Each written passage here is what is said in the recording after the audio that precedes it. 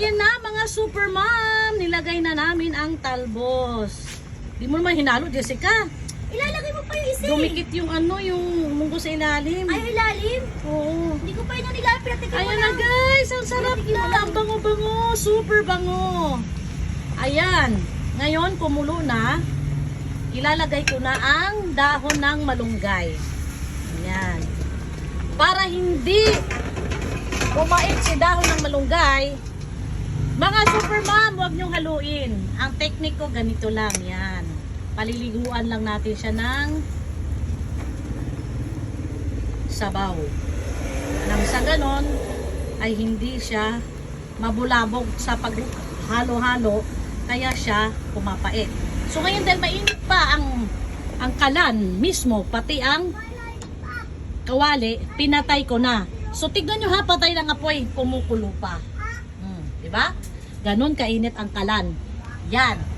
Dahil ito, maninipis lang na dahon, anuhin ko lang ilalim guys, kasi yung munggo, baka masunog, papangit ang lasa. Yan. Yan. So ngayon, i-dip lang natin ang dahon ng malunggay. Yan.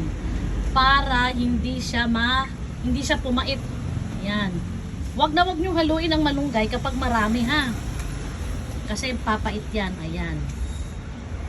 So, final taste. Mga inday. Kukuha tayo ng sana ba ire? Ito. Ayan. Final taste.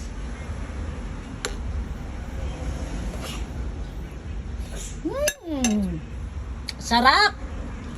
See you mamaya sa pagkain ko na aming lunch. Ginisang baboy. Ginisang munggo with chop ng karne. Di ba? Dalawang hiwala ng karne plus munggo at talbos ng kamote, pati na ang talbos ng saluyot. Ay, alokbate. The best ulam.